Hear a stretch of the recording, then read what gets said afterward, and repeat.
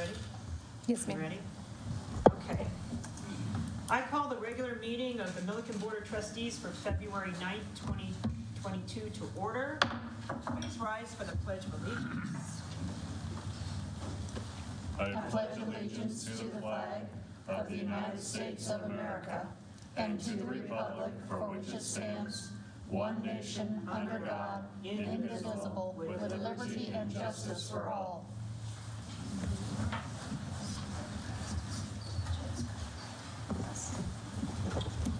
Will the town clerk please call roll? Trustee Granquist. Here. Trustee Long. Here. Trustee Meisner. Here. Trustee Rodriguez. Here. Trustee Wakeman. Here. Mayor Austin. Here. And I'd like to note that Mayor Pro Tem Ehrlich is absent. I'm sorry. That's okay. All right, does anybody have any additions or deletions on the agenda? Hearing none, I'll take a motion. I move we approve the agenda as presented. I second. You got 3 seconds, take a choice. Take a choice. Town clerk, please call for a vote. Trustee Long. Yes. Trustee Meisner. Yes. Trustee Rodriguez. Yes. Trustee Wakeman. Yes. Trustee Granquist. Yes. Mayor Austin. Yes, Motion carries. thank you. Do we have any citizens' comments tonight? Anything anybody would like to address for the board? Yeah, we'll just skip that part. Okay, are there any comments on the minutes of January 26th meeting? Hearing none, I'll take a motion. I move we approve the minutes from January 26, 2022. Second. Race to the finish, people. Town clerk, please call for a vote. Trustee Meisner. Yes. Trustee Rodriguez. Yes. Trustee Wakeman. Yes. Trustee Granquist. Yes. Trustee Long. Yes. Mayor Austin. Yes, Motion carries. thank you. Now we're at our town administrator's report. Administrator Carroll. Yes, thank you, Mayor. As you all can see, driving down the streets in town, that our public works crews have been out there diligently chipping away at the ice that has formed in the gutters and curbs to allow for drainage to occur when this does start melting, which thankfully with the warmer weather this week is happening. Also, you know, our cameras that we've been waiting on have installed at the skate park and dog park. We have a date of February 14th. They've got all the parts that they needed according to what they've told us. So those should be functioning, I hope, by that week of the 14th. Today, Pepper, John, and I had a first preview meeting, I want to call it, with Melissa from CDOT regarding the Safe Routes to School grant. The application release date is going to be in August, and the deadline for submittal is in November.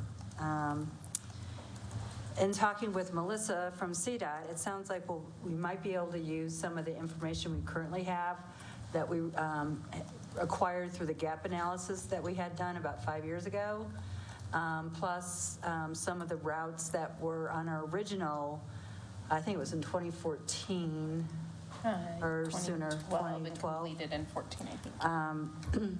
There were sections that we couldn't have done because of the affordability at the time. So it was pick and choose on that. And so we still have that map that we can refer to with them. So she gave us some really good information, and she'll provide us with any updates that they have. So we're kicking off on that to hopefully get some sidewalks installed if we receive this grant. We won't know until, I believe it'll be January of 2023 is when they make their choices. But anyway, we're working on it. Okay. Sorry, I got 2 pages worth of notes. So I don't know if anybody saw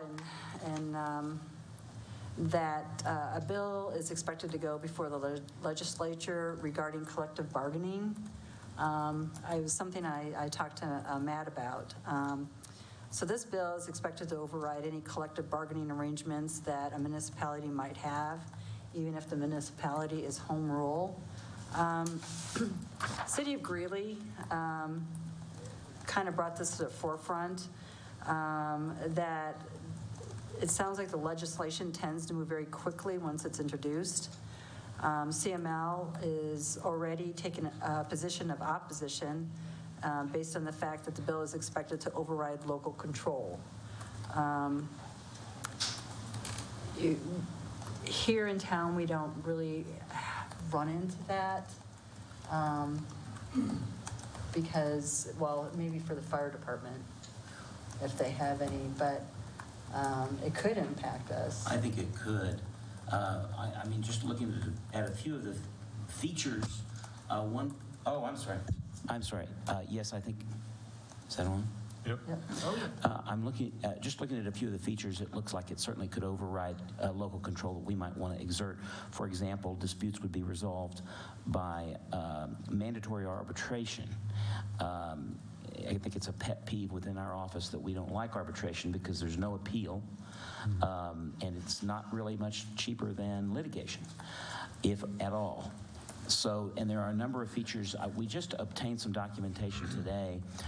One is a table from CML showing showing a comparison actually to a statute that was passed within the last few years affecting state collective bargaining, showing some contrasts, and also showing how it impacts a number of home rule towns. Or home rule cities. I don't know if there's any specific comparison to a statutory town. But it just looks very much like overreaching, and that's the way it was characterized by some of the Greeley City Council members. Be happy to forward. We got a draft of the bill, although it hasn't been submitted yet, so it's preliminary. And we also got this table, so happy to forward that to the board for consideration. And the table shows the differences, right? So what's in place now and what could happen? No, I think the table actually shows. And I just looked at it very briefly, but I believe that it shows a comparison of this statute with a similar statute related to collective bargaining that was passed governing the state. Oh, okay. So it shows that there's a more of an overreach. That's the way it strikes you with regard to municipalities. Who's sponsoring this bill, do we know? I've got the name in an email. I think there are multiple sponsors, but I do have a name which I can include if you'd like. Yes, Okay. because I do think we need to voice our opinion on this. It's unacceptable. So, I don't know if you're holding your hand up. No, sorry. I could have, Matt, if you want to forward, if you could forward to the board what you. Absolutely. I didn't get a chance to review it, basically because my whole afternoon was pretty busy, so. I put the name of the sponsor in an email to my legal assistant when I asked her to see if she could track down a draft. So I know I found it, but I just don't remember who it was. I think we may need to go to some of our representatives and make our voice known. One other thing that I can include is a link to the Greeley City Council meeting where this was discussed. I didn't listen to the whole discussion, but you get some input from some individuals who are on that board or on that council that do have some extended municipal experience. You get their take on it. So I can include that link and a reference to where that discussion starts. Yes. Okay.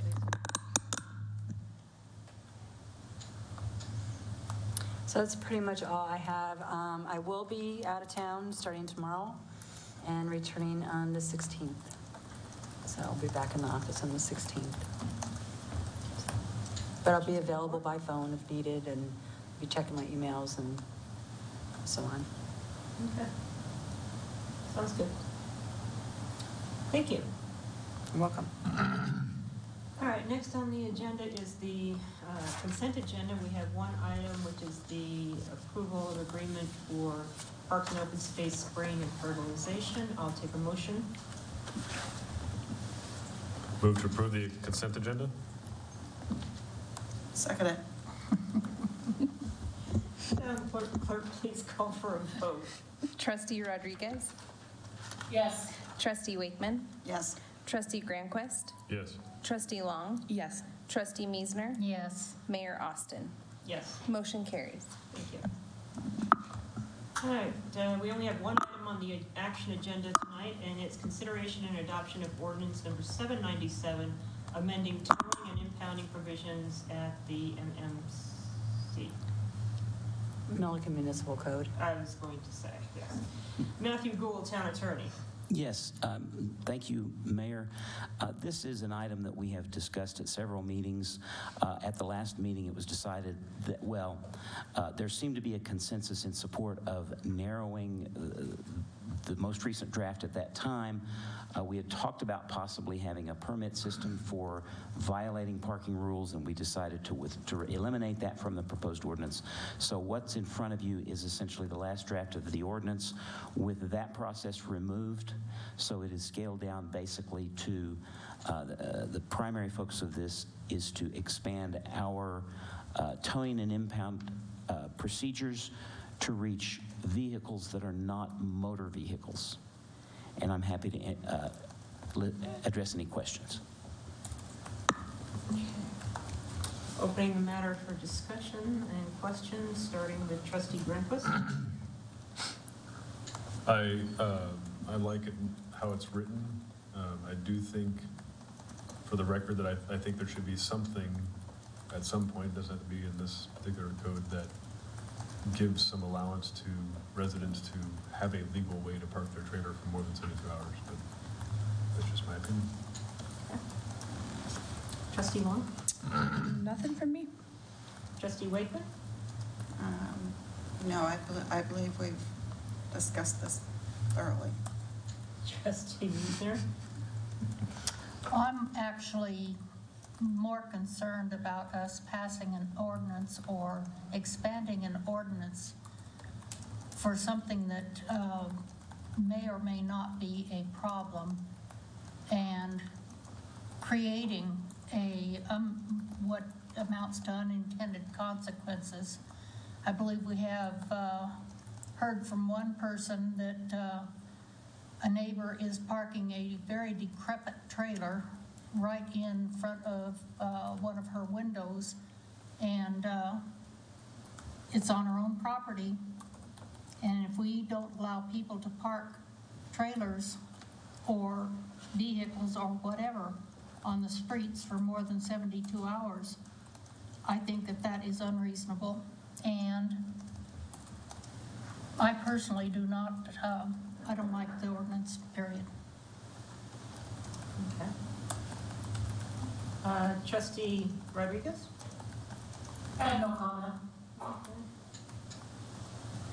Is there any other discussion or questions? I have a question. Okay. So, Linda, you don't like the ordinance that we already have in place even? Is that what you're saying? Or just, I don't like passing new ordinances. I don't like restricting people's rights to do things that they should have a right to do. And no, I don't like the existing ordinance. I just wanted to clarify. What I you're think saying. 72 hours requiring a person to either move a vehicle or not park it on the street for 72 hours is unreasonable. Can I pose another question? If this ordinance was expanded to a different period other than 72 hours, but still vehicle now refers to any wheeled device that is in the roadway, is that something more akin to what you're interested in? Yeah, So actually it is. you're happy with, or you're fine, I shouldn't say happy, you're fine with the vehicle defining more than just something that has a motor in the front of it. Correct. It can be anything that's wheeled. It's the 72-hour limit that you find objective. Or, And I find it objectionable to give people tickets for a vehicle that is causing no problems whatsoever. A vehicle that's parked on the street causing no problems. I see no reason to be hassling people over things like that.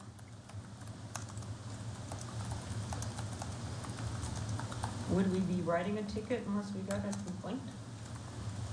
That's a question.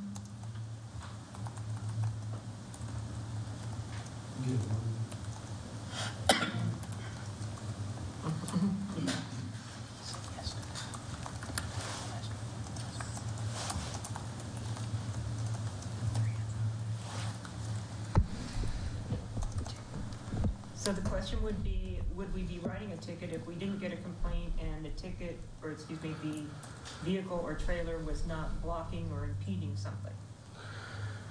Well, would get a, if, right now there currently is an ordinance in the municipal code that doesn't allow trailers to be parked on the street. So if an officer comes up on that, or if there is a complaint, that trailer can be tagged.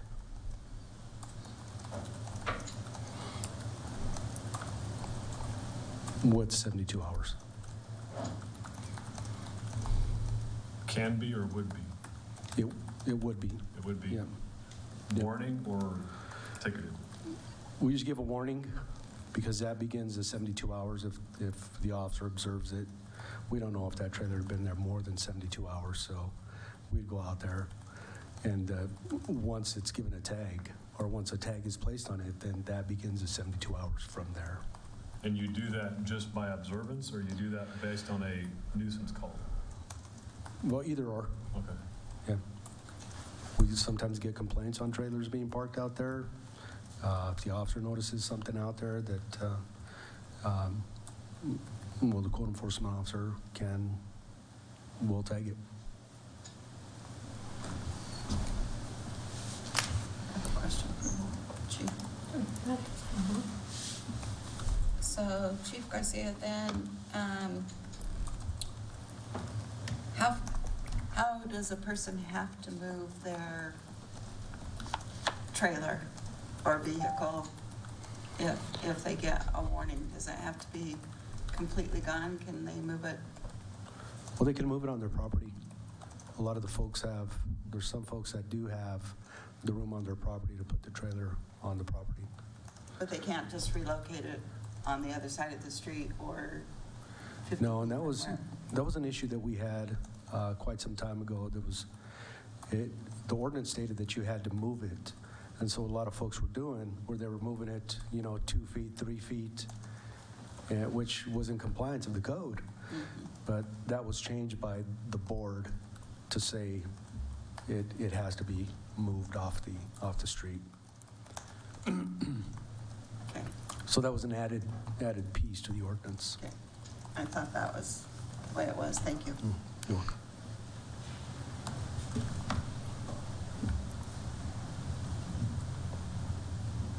Any other questions?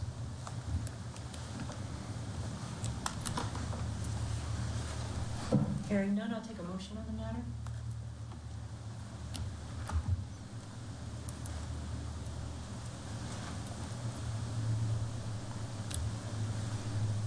I'll go. I move to approve ordinance number 797, an ordinance of the town of Milliken, Colorado, amending certain provisions of the Milliken Municipal Code and authorizing towing of non-motor vehicles in defined circumstances. Town clerk, please call for a vote. Trustee Wakeman, Yes. Trustee Granquist,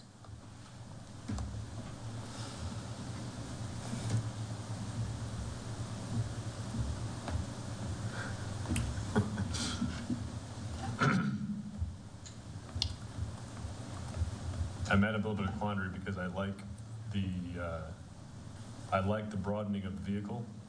I do not agree, as we've gone over, with the 72-hour restriction. I think that's too restrictive. So I'm in agreement with the vehicle, but I don't think it goes far enough to do what I think we need to do, so I'm going to say no.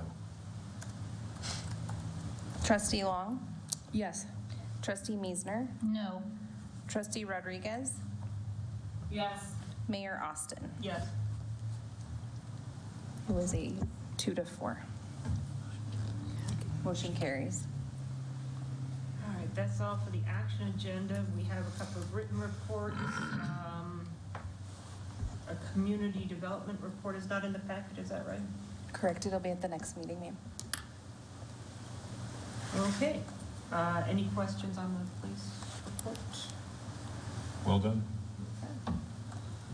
All right, it looks like all our business for tonight is done then. I will take a motion to adjourn. I move we adjourn. Second. All in favor? Aye. Aye. We're out for the night. Thank you, everyone, for attending.